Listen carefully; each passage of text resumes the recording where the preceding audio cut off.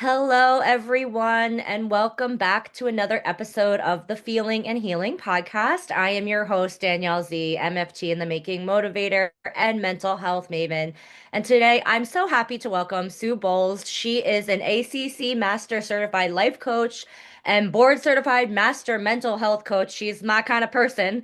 And she empowers people who are just kind of beat up by life to rewrite their narratives to live their truest, whole lives. So welcome, Sue. I'm so happy to have you. Thanks for having me, Danielle. I'm looking forward to this. Likewise, me too. So I'm going to dive right in because I know you just finished your course and your certification Mhm. on the 7 types of rest, which Yes. I would love for you to just elaborate on what you learned because I will share with you. I am somebody for me to slow down, I have to actively tell myself, Danielle, you have to rest. And Hmm. before even speaking to you and meeting you, I didn't know there were 7 types of rest. I just thought there was Right. one. Right. I didn't. And here's a curveball from the start. Physical rest is more than just sleep. Yes, yes. It is. Yes, yes. I'm learning this. I'm like, so please enlighten us because I didn't realize there was Yeah. more than physical rest in life. Yeah. So the 7 types of rest is it's a framework developed by Dr. Sandra Dalton Smith in her book called Sacred Rest. And she is a board certified physician. And these are things that she learned from her patients. So it's really very much in person research put to paper to make Mm, sense. And she talks about the 7 types of rest that every person needs to have a well balanced life. And when yeah. your life is well balanced, you are not on the burnout cycle. You're not on the burnout Mhm. trail because, and then how do I get that need met? How do I meet that need for myself?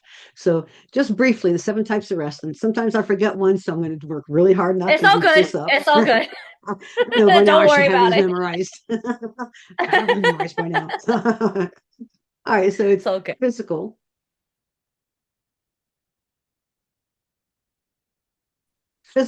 mental, and spiritual. And so I'll go through a little Got slower. it. Physical, mental, Uh-huh. emotional,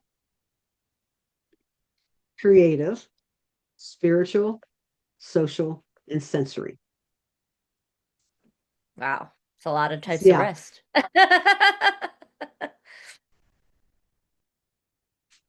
there are. And what I'm happy to get that link to you so your audience can go check that out because it's very insightful. And what that does, it helps identify what we call a rest deficit. Where is their rest Mm, lacking? A deficit is a lack. So where is yes. something lacking in your life? And how is that showing up? So for example, for me, one of the things I'm really working on right now is what they call social rest, which is Mm, where you just feel comfortable being your authentic self with a small group of close friends. We mm, life right now is done by the screen, and we are designed for interpersonal, physical, face-to-face, person-to-person, in-person contact. That's how we are wired mentally and just the exactly. neuroscience of the brain. And when all we have is this, we are missing a vital part of life. So for me, social rest, what's it look like? For me, it looks like I have a lot of screen contact. I have a lot of screen friends. I have a lot of long distance friends, which are great. I see them Yeah, twice a yeah, year. yeah. I see them twice a year at retreat, and then I see people on the screen. So I don't have, while I have that one place, that retreat, where I feel like I can just take, I don't have to be on, I can just be me. That is 6 days a year out of 365. That's not going to cut it. Those are oases, they're not lifeline. Hmm. And what I'm working on is having interpersonal relationships here in where I live. So a couple things Mm, I focused on this year. There are 3 people in particular where I am being intentional about building relationship with them in person. Tomorrow I have coffee after church with one of the people. You know, yeah, that's I great. went out to dinner with the other person. So that's one type of social rest. Another part of that for me as a Christ follower, I want to have a small group. So I have not. I live farther away from my church, so I'm not able to be really be involved there. But there's a small groups in my brother's church. So now I'm Mhm. committed to being at that when we meet, and I'm developing those relationships.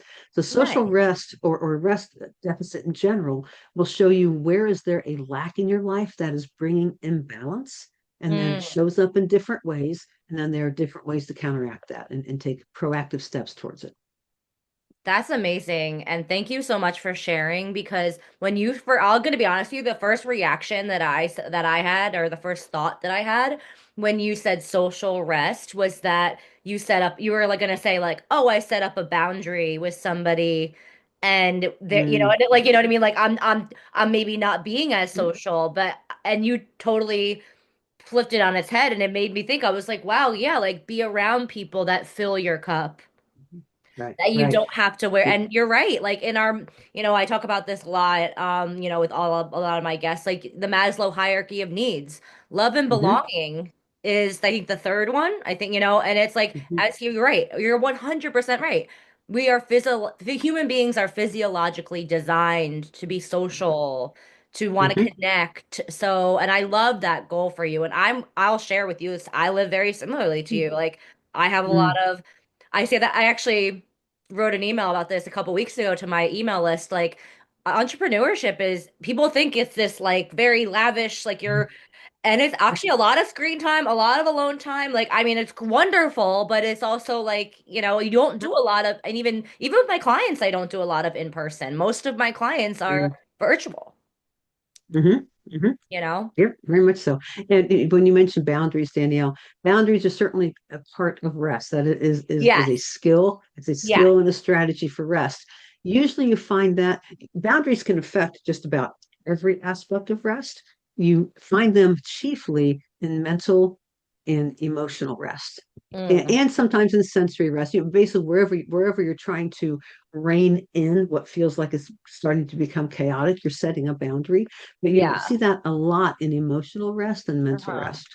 Yeah, I mean, I will say, probably for, I think probably, and you can correct me because you're the expert, but for mental and emotional rest, I can imagine that that has a lot to do with the feelings that are activated, in your body, in your, environment that, to make sure that maybe there's no bad emotions, but maybe some Mhm. emotions that might activate your nervous system or get you to that fight or Right. flight, Hmm. state aren't Hmm. Yep. coming up. You have to set an Right. emotional boundary to be like, all right, I'm just Hmm. using an example. If you know that you don't like crowds, you get a little anxious, like Hmm. maybe not go to that concert or maybe have us go to a smaller, more intimate event versus like Hmm. Right. a very large event, Yeah. things like that. Yeah. Yeah. And that's what I get to do as a certified seven types of rest coach now. I love I get it. to work with clients. Yeah. Oh, it's great.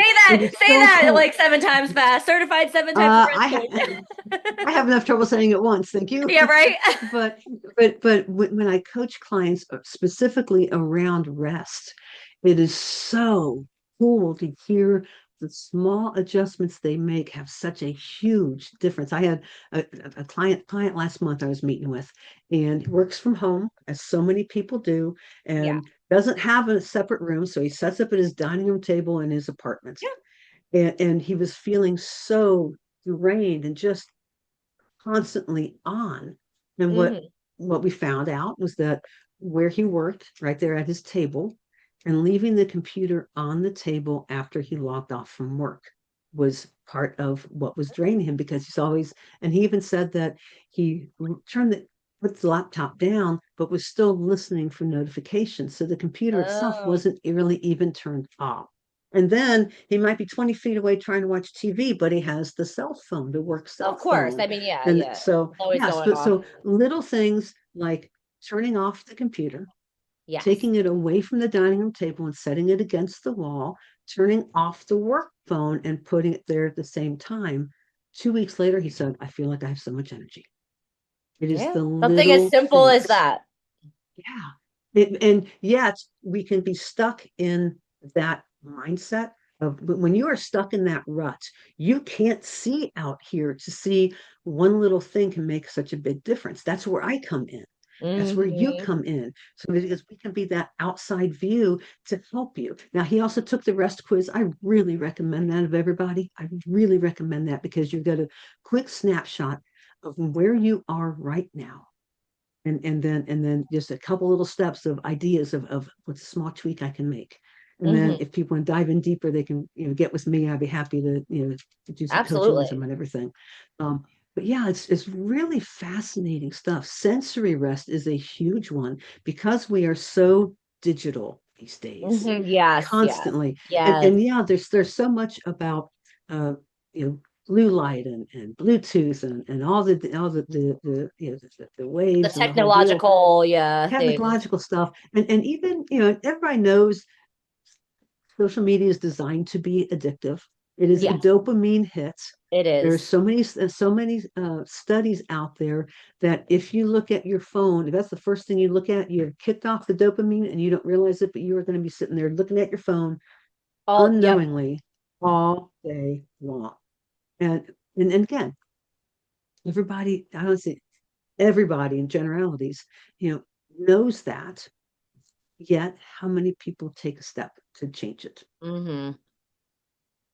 I mean, absolutely. And you are what you practice and what you do. So if you and I as you know, if you wake up every morning and you look at your phone, your brain loves patterns, your nervous system loves Yeah. patterns, so it's gonna want to Mhm. keep doing that. And you brought up a great, I the other a couple of summers ago I had this like dopamine obsession, like meaning like I read all about it. I was like so curious Mhm. about it, and I was just like, and then like unfortunately we're in these bodies that have these chemicals, and our brains are Mhm. wired a certain way, and that's why I think it's so important to have people like us in the world, as you said, to like Mhm. almost as you like coach you out of getting stuck in these ruts. And you said Right. social media is designed to be addictive. I talk about this all the Mhm. time, that our society today is actually built for us to always stay in a state of what I like to say is survival mode.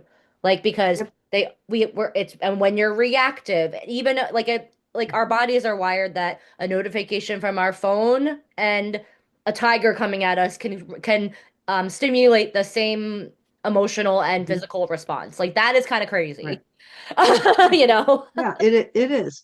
And what's, especially with Gen Z in particular in the workforce, Mm, they are, they have grown up with yes. technology. And this is Mhm. not a slam technology. This is not a Yes. slam technology Oh, no, no, conversation. no. We're using technology right now. We're not Exactly. Like, slamming it yeah, in any like way, we'd be shape, or form. hypocrites if we were Yeah, gonna say yeah. like, no, don't do it. Yeah. Yet that what point I want to make is that better understanding where those deficits are in your life Hmm. is what brings the awareness. It Rest coaching is not just about fix me. It's Hmm. about what the greater awareness. So in the conversation I had with this client last month, some of it had to do with boundaries. Some of Yeah. it had to do with sense of self-worth and the hustle culture that is Hmm. prevalent in that generation. And that shows up by I got to stay attached to my phone. I can't turn my computer off. What if somebody needs But me? And suddenly you have a mhm. Superman complex and you wonder why you're getting burned out when you're 25 and 28 years old. So addressing the underlying beliefs and mechanisms is what brings about the real change. That's what the point I want to make about it.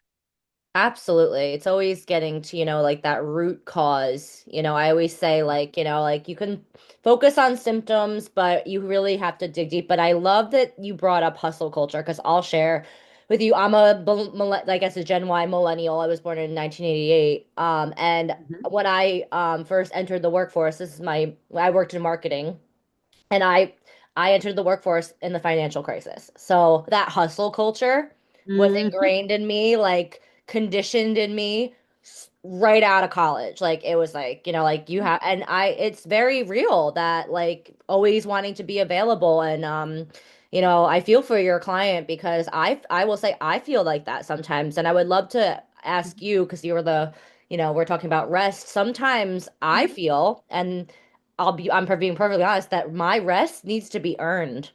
Like, oh, I need to Mm, do like so much in my day in order to rest, Danielle. But it's like I've had to really like I have to actively tell myself like you're not a machine.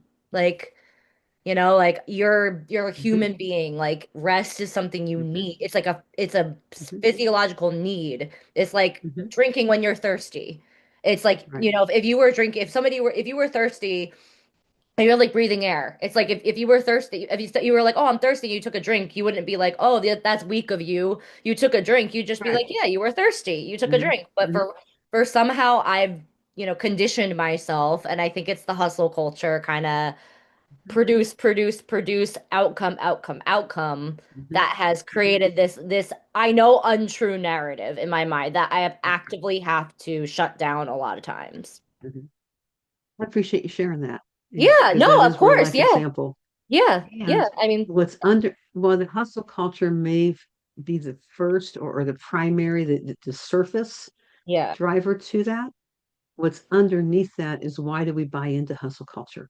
And Yeah. usually that gets to feelings of imposter syndrome, not Mm. enough, lack Mm-hmm. of self-worth, all of those things. Because when you are bending to a culture, there's something about that doesn't feel strong enough within yourself to say, that's not my value.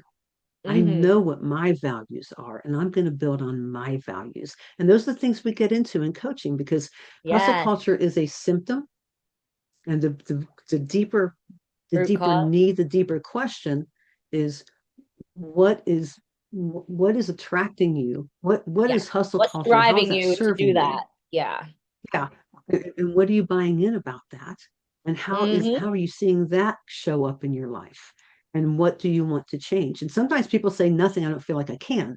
And that's a whole nother conversation. Yeah. And sometimes people, Yeah. yeah, but sometimes you're like, am I allowed to change? Because they don't know they're allowed to. They don't know they're allowed to speak up for themselves. They don't know they're allowed to let their manager manage them and learn from that experience. And then you learn about, is this something I want to be associated with? If a manager manages an employee of, yeah, I expect you to be available to 9 o'clock at night, even though you're here at 6 in the morning.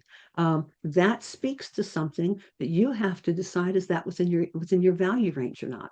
So as you get into, doesn't take long at all to start getting to those deeper questions. But those Yeah. deeper questions are where the roots are that are bringing up all the fruit of hustle culture, which leads to the burnout, which leads to everything else. It's really fascinating, very It fascinating. is. It is. But I love that you brought up values because I always say, and I have this, like, it's actually not mine. It was, I feel like I have to, and I have to look at this up because it was from a quote, that I have, like, I'm a quote person. I think I told you that earlier before we got on the call, but, it's value is value only if it's valued. So, Mm-hmm. and it's like, and I forget his name, but he was a former CEO of the Coca-Cola company. So like, so forgive me if he's listening, which I, Dan Cook. For some um, reason, I want to say Dan Koch, Koch, but I don't know if maybe, I don't know if that's right or not.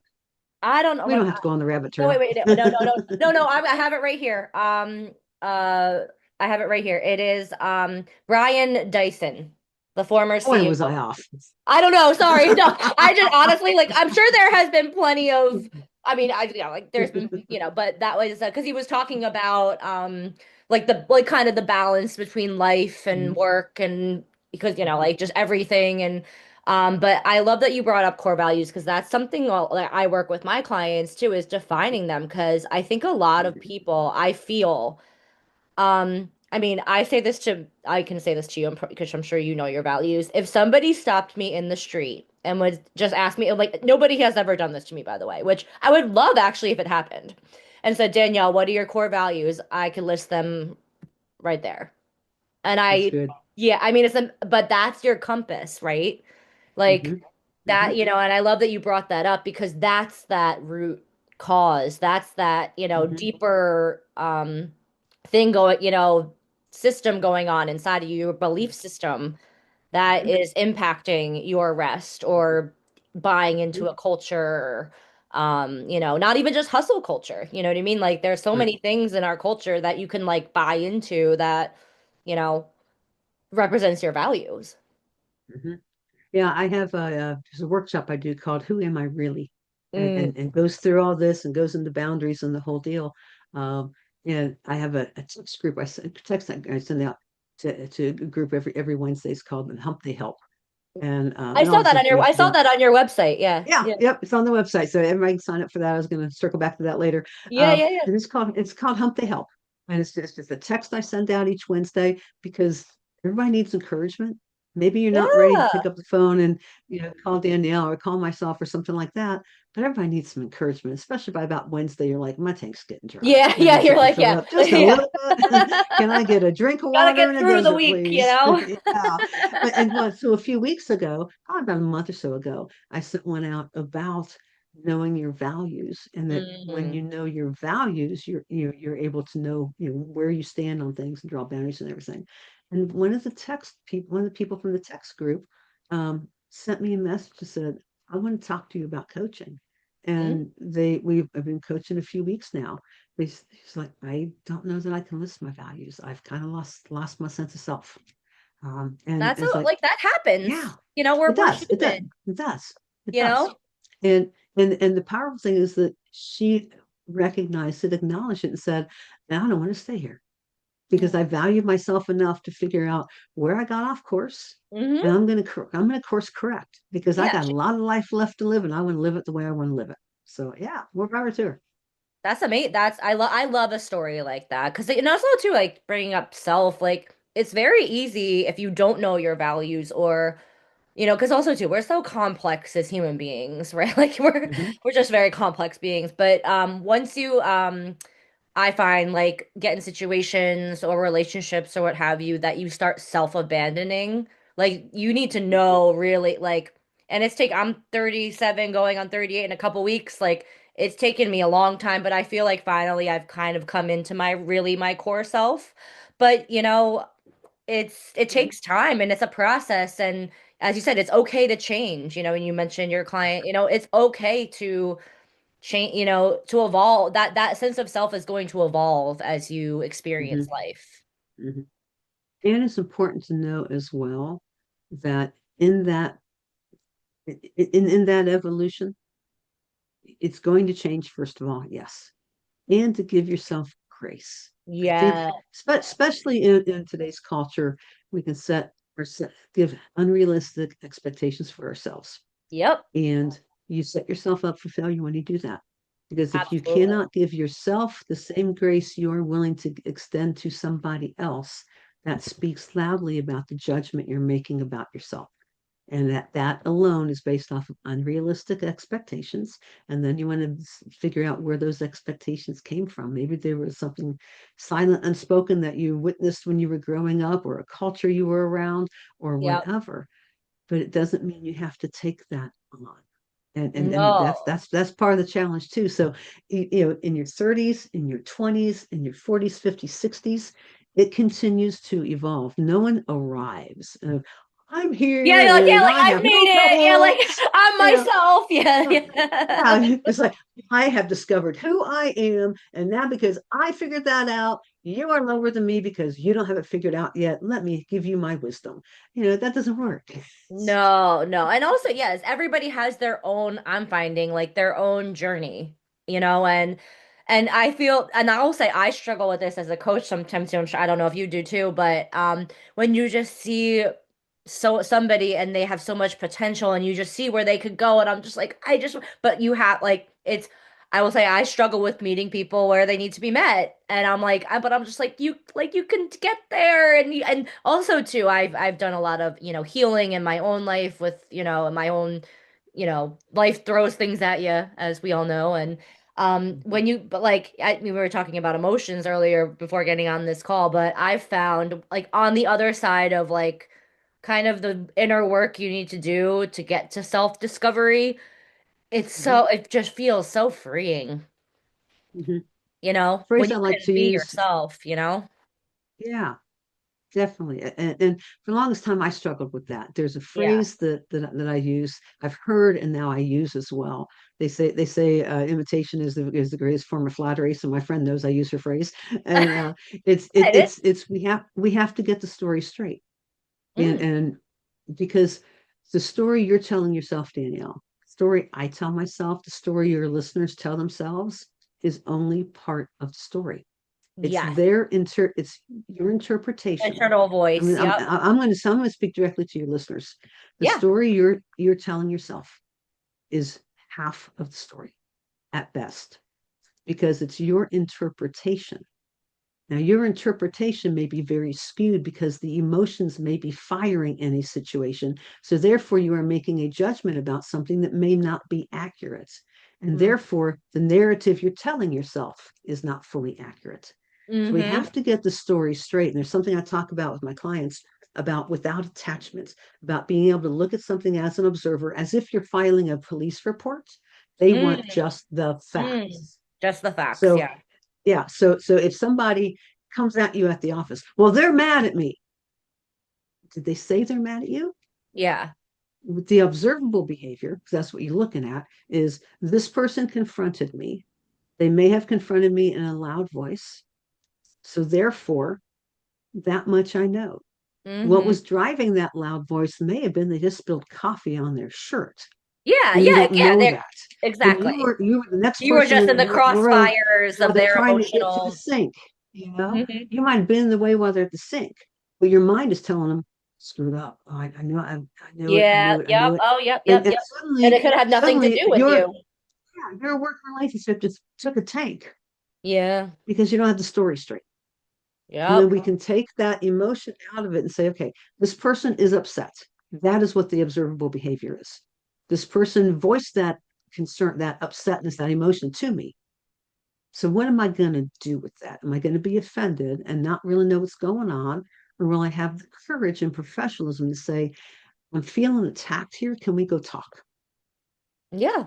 Whole different ballgame. Whole different ballgame. By saying Absolutely. I'm feeling attacked, can we go talk? You are removing everybody from the public view. You're honoring and respecting that person, dealing with conflict professionally while you have communicated your emotion. I'm feeling attacked. You're not saying, what are you attacking me for? What I Mm-hmm. do, Mm-hmm. You're not acting attacked. You're feeling attacked. There is a big difference in that. Oh, And absolutely. we act out our feelings before really identifying what the real feeling is. So, okay, I'm Yeah, done. that's oh no, no, no. I love no, and that's the difference what you just described in my opinion, and like for where I sit too. And I love that your friend saying and you're saying about the story because that you come when you're react you come from either a place of reaction or response. And what you just described is the difference between the two. You know, one is a Yep. reaction when the other one is a response. And I found in my life, and I love too that you brought up stories because I actually have this tattooed on my arm, and I think I've read this, and this is why I got this to remind myself. And it's your perception of me is a reflection of you. My reaction to you is an awareness of me. So it That's reminds me good. that Hmm. and as I say this to everybody, that like we live in a world with 8 billion people, probably more at this point that I'm talking. That Hmm. means there are 8 billion perceptions and realities that like because we all have our own internal reality. And then Hmm. there's a shared reality that hopefully we cross along and find the people that Right. see the things that we see, but sometimes you're gonna bump into somebody that like doesn't see the world that you the way you see it. And like that's Hmm. okay. But as you said, like have it be curious about it don't Hmm. and but that's also like it's human nature maybe to get a little defensive or Right. if you feel like you're being attacked like get be like um I know there's I mean there's so much psychology Hmm. around Hmm. that could that what could Right. happen but I love how you kind of said that like take a second take a pause like you don't know what we do act unfortunately Right. we do act off our feelings a lot because that's not like Right. our feeling brain works faster than our logical brain. Mhm. And discernment really comes in that scenario I gave at the Mm, office. It may not, it may not be the right time. Yep. This person Yeah. just snapped all Yeah. over you, and now you're feeling defensive. To be able to work yourself to, I'm feeling attacked, but I'm not going to react or attacked. I'll be Mm. honest, that's a tall order. That is a tall order in that moment. Oh, yeah, yeah. And Oh, and yeah. and and discernment is knowing, okay, what is it I'm feeling? How am I reading this situation right now? How do Mm. I want to respond to this? And when do I want to respond? So there's like four different steps there. And Yep. that when do I want to respond? If John just took your head off, and maybe it was because he spilled coffee and you were in the way of him getting to the sink before it set a stain, um, he's more concerned about his shirt at this moment. Yeah, yeah. You Then know, like, yeah, then I hate to say it, then your maybe feelings. Yeah. he's got a huge sales presentation in 20 minutes Yep. that you know nothing about, and he doesn't have a jacket or a tie to cover it, and the spot is right there, you know. No. Um, so there's any number of things. So allow that time to breathe yourself and for Hmm. John. And Yeah. then catch him later when things are calm. Say, something happened earlier. Can we talk? Can I talk with you for a second? And my guess is that odds are he's going to be calmer. He may not even know it or realize it because he's uptight about something and his emotions and adrenaline is pumping too. And Yeah. that's how you resolve conflict in a professional, personal way without taking offense. You got to do your own work Hmm. so that you know when to do the relationship repair work. Well, also too, I think you going full circle to kind of what we were saying before is like that's where grace comes in. Like giving people grace. We're all only human, and I hate to say it, we're gonna make like I'm not perfect, you're not perfect. We're all gonna make Yeah. mistakes. It's like we're that's the human experience. Mhm. So like but make keeping that grace in mind, I think helps me when I'm in situations of like maybe conflict or disagreement. And I always say too, and I would love your thoughts too. I always find leading with curiosity is always a good, instead of like a feeling, like if you're gonna pick any feeling, right? Like, because curiosity is a feeling. I always say lead with curiosity because if you want, that means you might want to like your defenses kind of drop, and it's like curiosity. I feel like is a good one to keep in your back pocket sometimes. Very much so, because it's disarming. It's not only Hmm. disarming for yourself, it's also disarming for the other person. Because let's face it, no one likes conflict resolution. No one likes conflict, and no one likes, now I got to clean up the mess. That's even Hmm. worse than the conflict to start with. Can we just like sweep this away? Can we just ignore it, forget, and act like it never happened? Or just like, oh, sorry, dude, text sorry, and that's it. Yeah, yeah. It's like so. You know, Yeah, it's like yeah. it's all right. So, can I first say, there's so many things I want to say here. An apology is not sorry. An apology is owning your part of the interaction and identifying specifically what you are apologizing for, and Mm. then acknowledging the harm that was done. And then how can I start to make this right? Notice within those three components, there's nothing about but you or Uh-huh. but. It Oh, is that's my oh, I dude. was wrong. I Yep. was wrong. I I made a mistake. apologize Yeah. for yelling at you. I hurt you. I treated you in a disrespectful manner that you did not deserve. How can I begin to make it right? That's an apology. And Yeah. so many people don't understand what it really means to apologize. It has nothing to do with gaslighting somebody or trying to let No. yourself off the hook, thinking somebody else had a responsibility. Own your stuff and deal with your stuff. That's what an apology is all about. So I'm off my soapbox. No, no, no, But but no, and I'll even take it further because I say that too. Like I'm like, yeah, like own it. Like unfortunately, I've learned in my life and relationships, that's a hard thing to do, to own it. Like to be like, it's I it's messed it's up. humbling.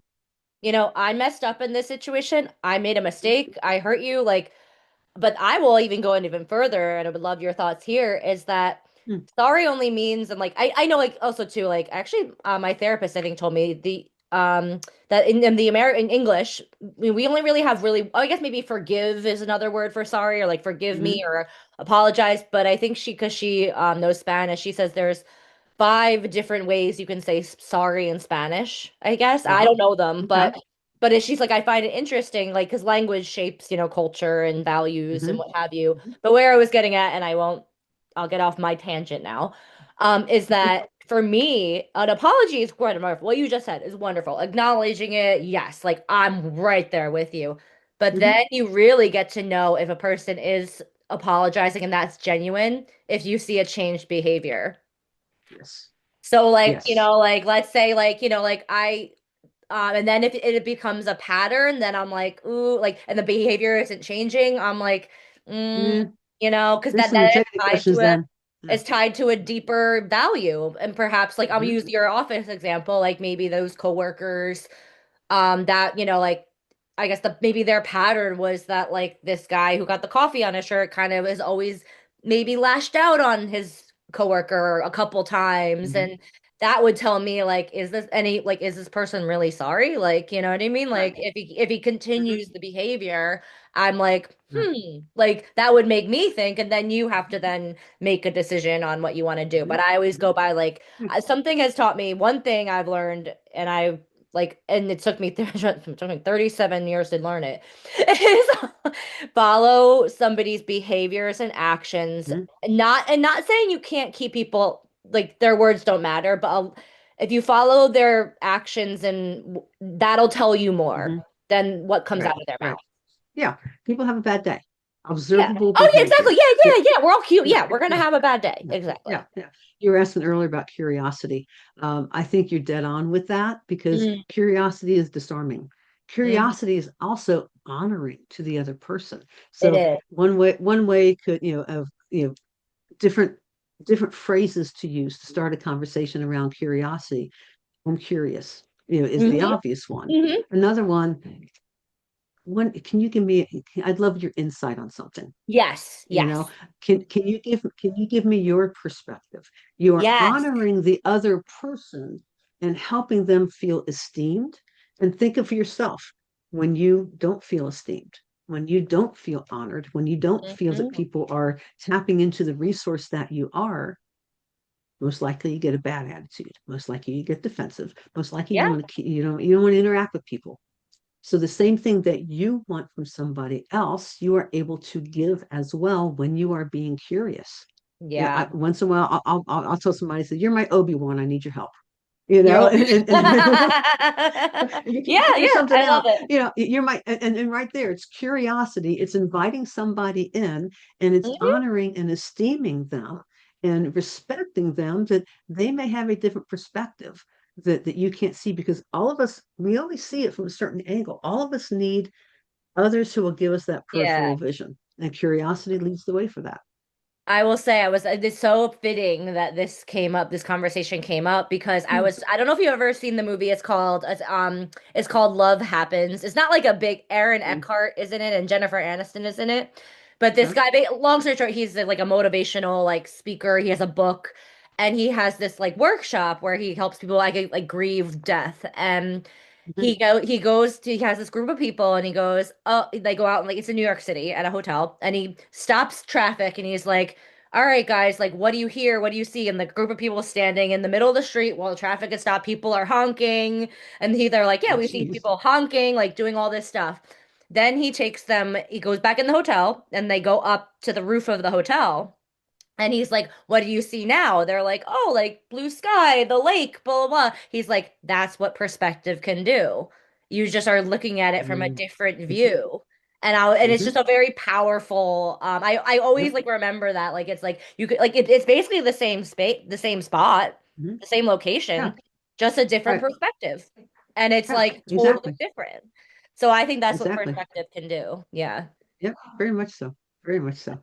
Yeah, but Sue, this has been just such, I love talking to people. I always say to like people like you, I could talk to you the whole day. Like I could talk to you for like 8 hours. I like an 8 hour work day. I could talk to you. So I feel the same. We would definitely have fun. yeah, And we just could. We could see how far we could go. And then the rest would, then our social rest would be like, all right, guys, or I don't know what kind of rest what, our sensory, we would like all the rest would be like, all right, ladies, we need to end this. You got an overflow. There's some over here now. Yeah, right. Yeah. But I know everybody can find you at your website, suebowles.com, as well as I know you have books on Amazon. So tell people where they can find you and connect with you if they want to work with you. Sure. The best place is the books are also on my website. So, and if you buy them from Perfect. my website, I can autograph them for you, which I Oh, I would love love to that. do. So, Yeah, so yeah, that's awesome. you can go to suebowles.com. If you're watching the video, you see the website there in the corner next to my Yep. left. Yep. If you're probably your right or whatever. Anyway, Yeah. but wherever it is when you Yeah, on the on on the your yeah, on your screen. your device, let's see. Yeah, I'm not going to try to figure that one out.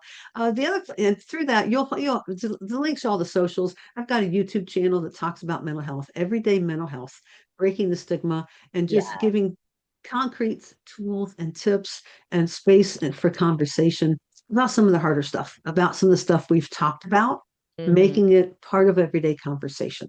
On my website as well, we alluded to it earlier. There's a couple things there. I have a PDF I'd love to get into your hands. It's called The Identity of Rest. And it talks about how all the types of rest feed into each other. And that in that, when there is that flow, you begin to develop an identity of rest where the Mm-hmm. waves that come crashing at you don't take you down because the other aspects of rest are shoring you up. And so I'd love to get that in your hands, and then also you can sign up for the Humpday help there as well. I love that. You Yeah. know, I saw that Humpday and help. I was like, oh, that's yeah, yep, cool. yep, yep. That's all there. Yeah, the website has everything about coaching, and you can schedule. So you can go there for everything you'd want to contact me about. It's all right there on the website, suebowles.com. I would love to hear from you. I would love to know how I can help you take your next step to where you want to go. Awesome. Well, thank you so much, Sue. This has been so great. And as usual, for all my listeners, you can find the Feeling and Healing podcast on YouTube as well as Apple Podcasts and Spotify.